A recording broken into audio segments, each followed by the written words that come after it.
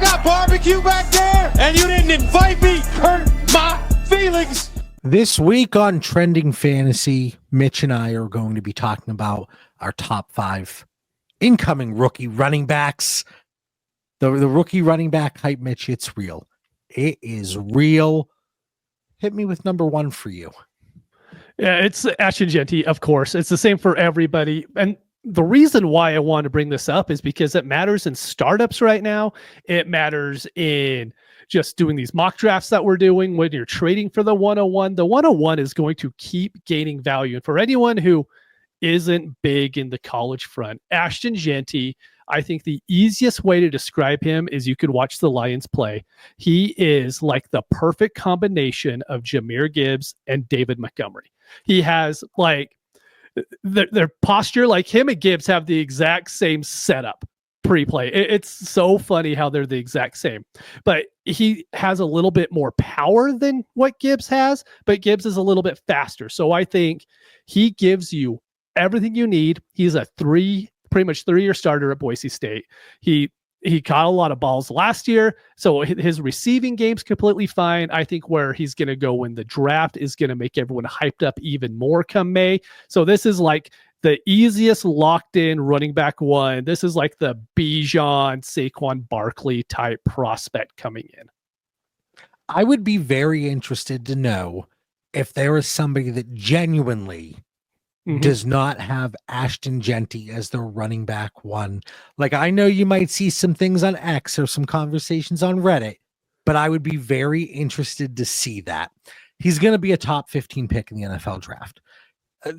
With many backs in this class, he's got good size, a nice build for a running back. He's durable. He's missed 2 games in 3 years.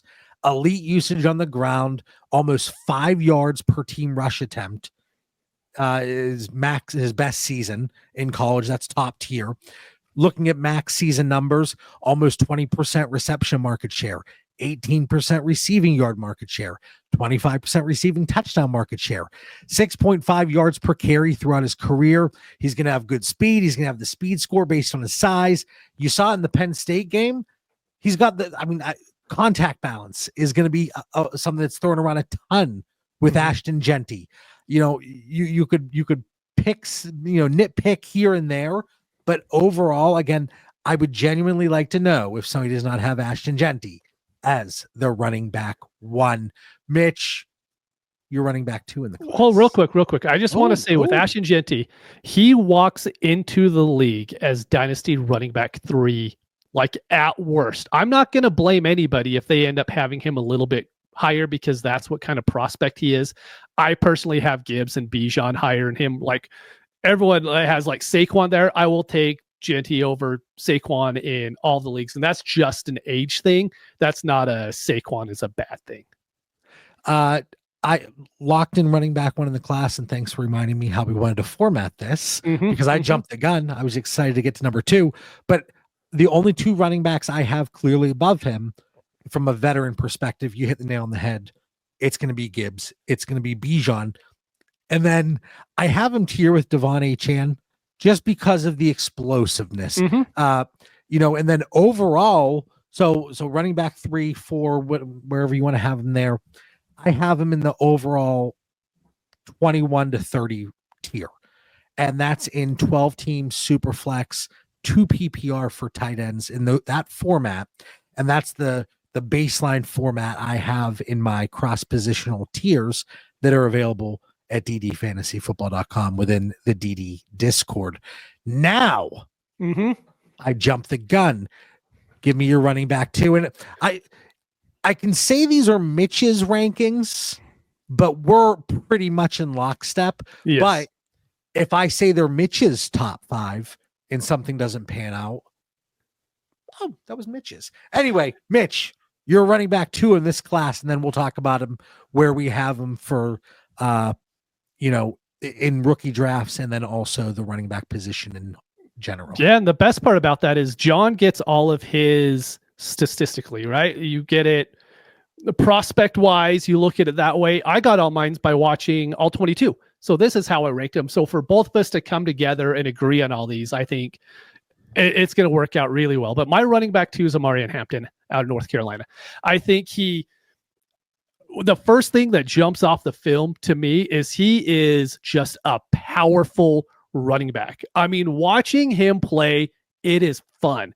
And so that's the reason why I have him as running back 2, just because I think there's going to be an NFL coach out there that flat out buys into this guy, and he ends up going over who I have as running back 3, who I like just as much. I think someone in the NFL is just going to fall in love with Hampton because he's a great blocker. He is never going to have to lead the field. And everybody's like, blocking, whatever. It matters if a coach doesn't think you could block for their franchise quarterback. That does matter. So I think he walks in the film. If I'm going to compare him to a prospect, you tell me how wrong I am on this, John. He's going to be a little bit faster, but James Conner, as far as what James Conner has been on the field.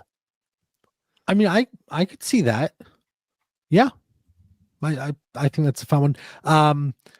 Analytically, I kind of run through, I tweak things, and then I'll put out a list. Maybe it's on X or just in the Discord, but I kind of give a range from an analytical perspective. Worst case scenario, middle range of outcomes, and then kind of best case scenario. So once I get through that, I'll see. The draft capital is going to be a little bit different, but you're still like, he's probably going to be a top 50 pick. We talk about durability with Ashton Jeanty. Omarion Hampton, he missed 1 game in 3 years. And this is going to be a common theme here. It's not like we're talking about some running back classes in the past and specific running backs, small frames, sub 200, sub 205, where it's Bucky Irving, Devon A. Chan, Jahmyr Gibbs, those types of running backs. This is a thick class. We got a lot of guys, 215, 220, 225. Raheem Sanders, like 240 or whatever it is. And they're tall too. Like outside of Jeanty, like these guys are all 6 foot. They're not coming in 5'8", 5'9". Yep.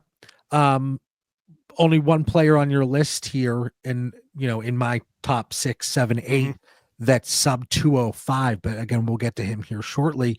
But Omarion Hampton, like, it's just such the size, it's what you want in your back, like the durability. Honestly, he's analytically, when you look at market share numbers and different thresholds, that's the way I approach it when I talk about analytic perspective. But it's a very similar profile to Ashton Jeanty from a market share viewpoint, but you just don't have the gaudy numbers that Ashton Jeanty had.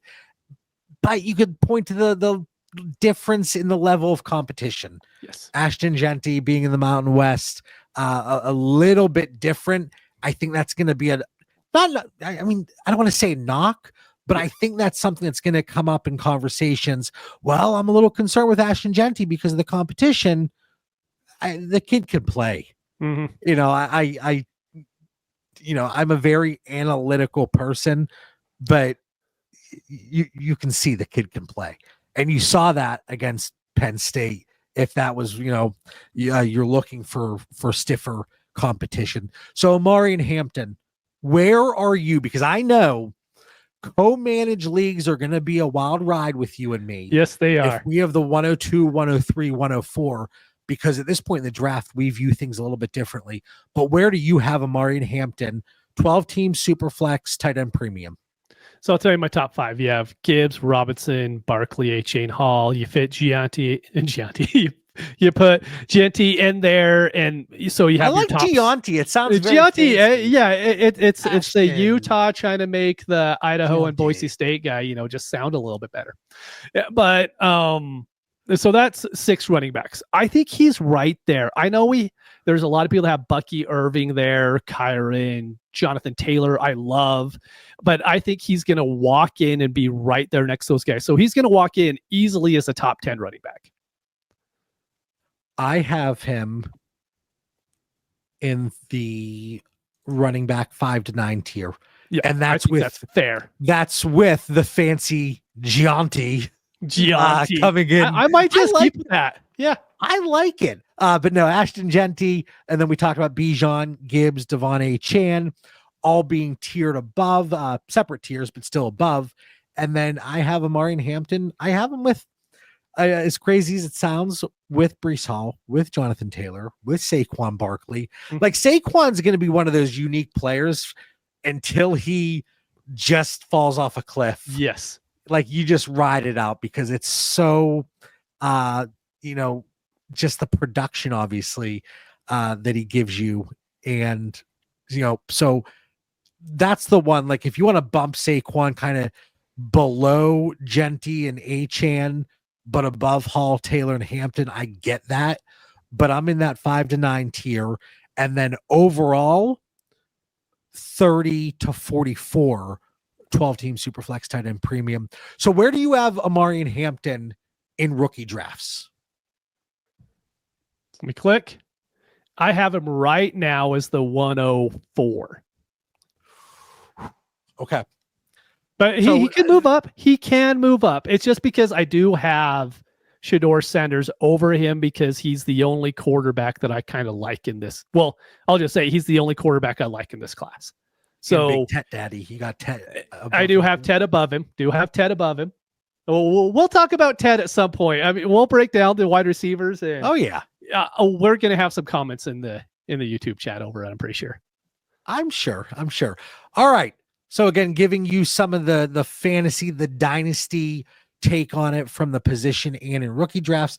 Give me your running back 3. So running back 3 will be a little bit quicker just because I put him right next to Hampton as far as where I have him in Dynasty, where I have him in rookie drafts. You could flip their names. You could do whatever you want. It's Kaleb Johnson out of Iowa. It's just a complete coin flip for me. He has great feet. Started catching more balls this year. The like one thing that I had in my notes on him was it's kind of cheating playing behind the Iowa offensive line because the holes that he has are like the size of the Grand Canyon. I mean, he is just free to run anytime they want to run the ball, but that's not a knock on him at all. It's just he was in such a good situation, and he's just another big 225 bruising back. And I've seen like that's the guy people are kind of picking on Twitter right now, or X, whatever you want to call it. And I'm like, you're crazy. I mean, you have 3 top 10 dynasty backs in this draft, and you're not going to talk me off any of them. Until the Falcons draft Kaleb Johnson. It's like, but even then, another big body back. The thing that stands out to me, there are very few profiles from a receiving perspective in this class that I don't like. Like I have Kaleb Johnson, RJ Harvey, Cameron Scadaboo, Ashton Jeanty, Woody Marks, Omarion Hampton. They're above that 12% receiving college dominator.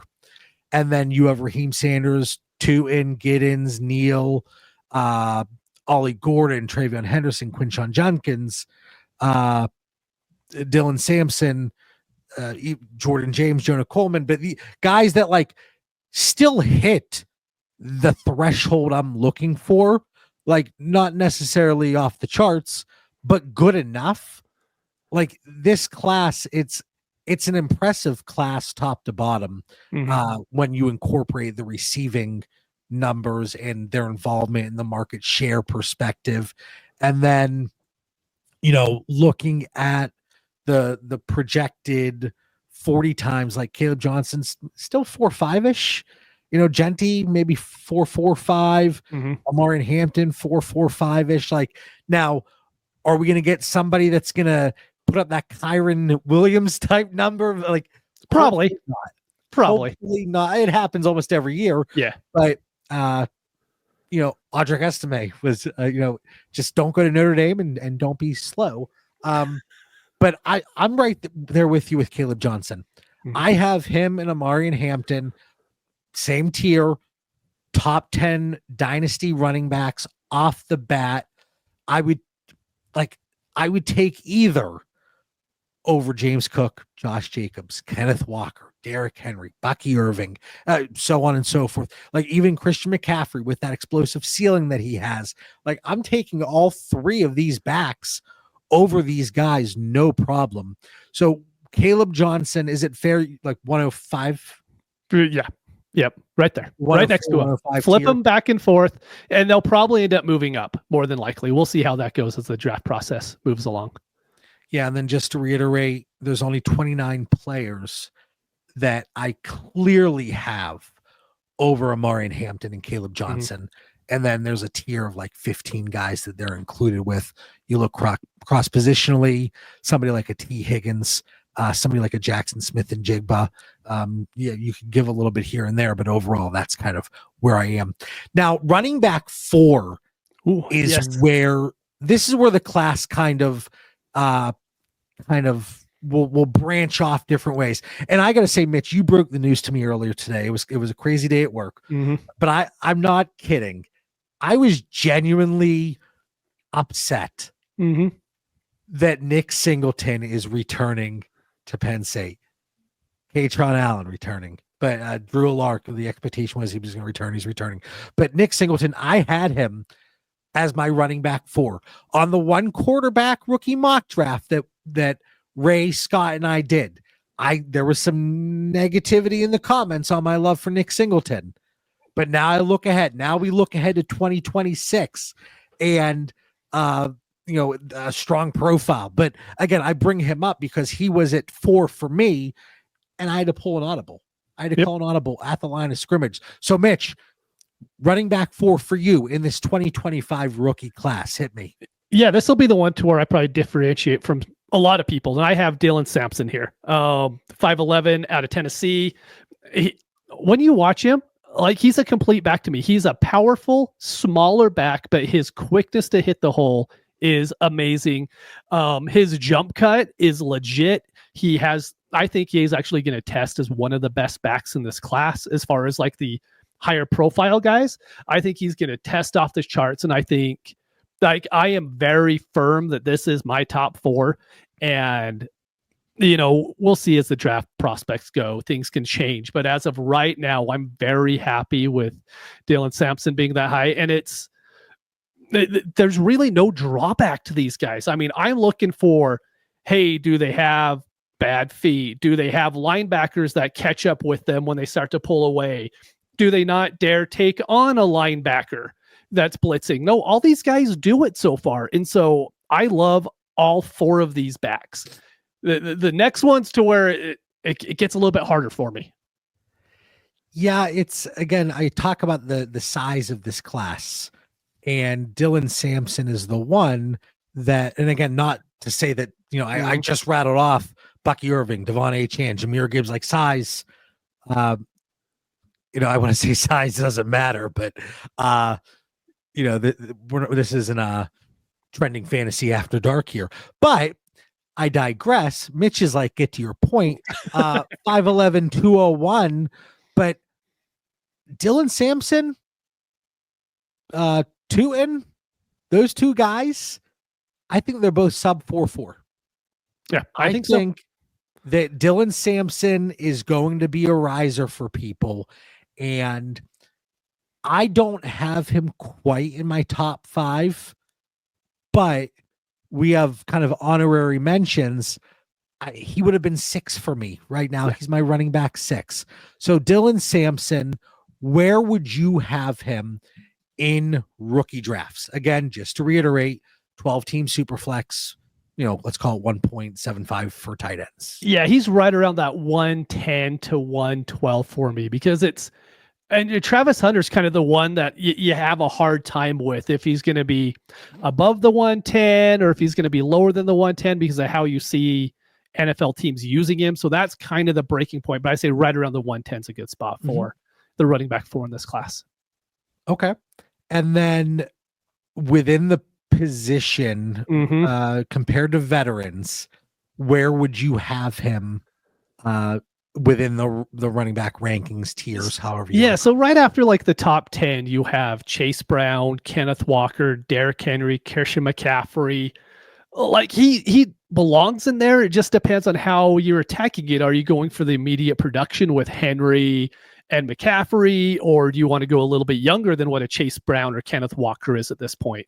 So that's kind of where I have him. I have him between running back 12 to running back 16, just depending on how you want to attack it in your roster.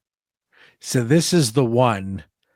I have him running back 25, 26 tier, somewhere around there. So you have him below like Tracy, Pacheco. Not Pacheco. I'm low on Pacheco, but yeah, like right. Tracy, like I think he could pop enough at the combine to put himself in that running back 5 conversation for me. So up one tier, and then right like below the Kenneth Walker, the Bucky Irving, the Chase Brown tier. But again, like we're sitting here in January having this conversation. Yes. We have the NFL Combine, we have free agency, we have the NFL draft. These types of things get flipped and flopped any which way. It's going to be a very fun process. So but this is what people are talking about, and that's why we're doing the show, is because if you go on Twitter, it's a trending topic. Yeah, the only thing people care about, I mean, how many wide receiver talks have you had as far as the prospects coming out? I've had like one. Running backs and quarterbacks are what people care about, and everyone loves Tyler Warren. Yeah, I can live with that assessment. All right, so number 5. Close it out here with our top 5, and then we'll kind of do a rapid fire honorable mention. It's gonna be really rapid fire for me since Singleton went back. I'm gonna go TreVeyon Henderson. He's, as of right now, he's my running back 5, but there's enough guys in this class that's not firm in there for me. But I think one of the issues that I keep having is everyone kind of has TreVeyon Henderson, then they'll have Judkins right next to him, right? Because I think analytically they match up really well from how Ohio State used them. But when I'm watching them play football, Henderson just has a little bit more than what Judkins has. Like I'm watching Judkins get ran down by linebackers. And if that's happening in college, that really worries me. And it's not Henderson's that much faster. I just think he's just a little bit faster than what Judkins is. So I think right about a tenth. Yeah. So I think like right now, TreVeyon Henderson is my running back 5, but I am saying that he could easily get moved around for some of these other backs that are coming in. I have TreVeyon at number 4. Just an extremely efficient back. He, I talk about thresholds. He checks almost all of them. The big thing here is, the way, like I had somebody in the Discord ask me, hey, JB, whenever you're going through these analytical profiles, do you have any type of adjustment for backfield competition? And I don't incorporate that, but if you did, it would have been like the Nick Singleton, Katron Allen adjustment. It would have been a TreVeyon Henderson, Quinshon Judkins. And then I've been on this kick when I type Judkins, I add a G in there. So it's Judd Kings. I like it. Like it's like a Gianti and a Judd Kings. I like it. Judd Kings and Gianti. There we go. But yeah, like you said, there is going to be a little bit difference in the speed between the two. Both of them size wise, Judkins and Henderson, completely fine. I do agree with you. I'd kind of gone back and forth a little bit on that, but I would have separation between Henderson and Judkins. But I think a lot of people are going to share the thought that you mentioned. Hey, these two guys, they're fairly similar. Like, just look at the efficiency between the two. There's a drastic difference there. Like Quinshon, right now I have him at 5, and that's wide open. But he dominated the SEC in 2022 as a freshman, came back down to earth in 2023 and was pretty inefficient. And then he was outproduced from an efficiency standpoint compared to TreVeyon Henderson here in 2024 for Ohio State. So that's where things really open up for me. When you look at TreVeyon, Where are you in rookie drafts with him? Rookie drafts, I have him early second round. He's just filling that spot for me right now, because that's usually where you end up seeing these running backs go that end up getting the hype in the NFL third round. They end up going in the second round of rookie drafts. I think that's where he's going to go. But that's just kind of where I have that running back 5 slotted in right now. And NFL-wise, that's where I kind of have him closer to where you had Dylan Sampson, towards like the 20 to 30 tier, whatever. See, and I'm flipped there. That's where I have Henderson, where you had Sampson, which makes sense because 4 for me for Henderson, 5 for you, 4 for you for Sampson.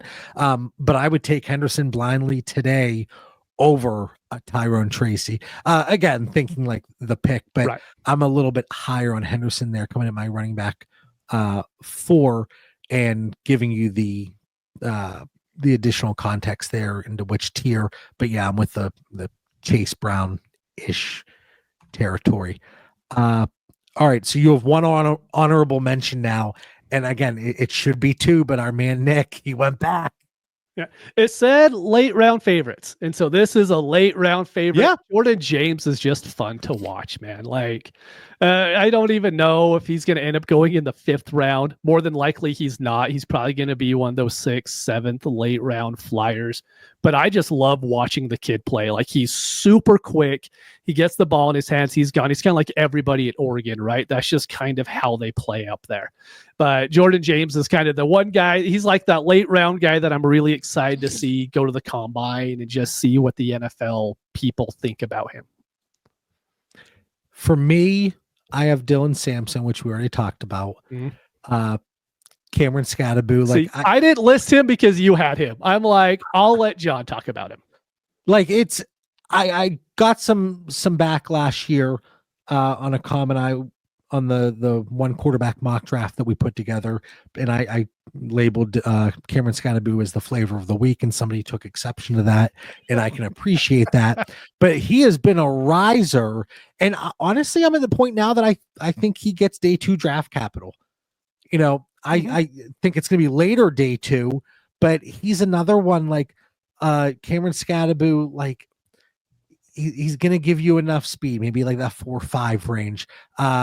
I'm Devin Neal, who's on my list here too. That's another one right there. Cameron Scadaboo, he one of the top receiving college dominators in this class. Devin Neal kind of flipping back and forth here. Also heavily involved in the receiving game from a market share perspective. Scadaboo extremely efficient. 2 nice profiles from a rushing guard per team rush attempt. I don't want to keep going back and forth, but Scadaboo and Neal, just to kind of close out this list for me, they are running back 7 and 8. So you went with the late round flyer, and then I'm kind of just bringing in some honorable mentions that I think are right there and very well could be mentioned with, running back 5, 6, 7, 8, whenever it's all said and done. So real quick, I said on the weekly show this week, Scadaboo, and that's for, I know it's Scadaboo. It's because Scadaboo had a comment before the last game that he played. They're talking about his last name. He was like, someone called me Scadaboo. And it's not, there's no R in there. It's Scadaboo. I like it, though. And he was just like so angry about it that now it's kind of funny. It's like the whole muscle hamster thing. Scadaboo is going to be a thing. Like, it's going to be on X. I guarantee it.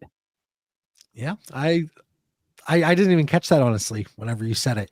But yeah, so we wanted to provide, again, a trending topic, and obviously rookie running backs right now with the strength of this class is a trending topic within the Dynasty community. Make sure you check out ddfantasyfootball.com. I know you already like this video. You're already subscribed to the channel. Use code Theory when you visit the website. And we have a lot of great content, a lot of great conversations in the DT Discord. Come check it out. For Mitch Sorensen, I'm John Bauer. We'll catch everybody next week on the weekly episode of DT and Trending Fantasy. Peace.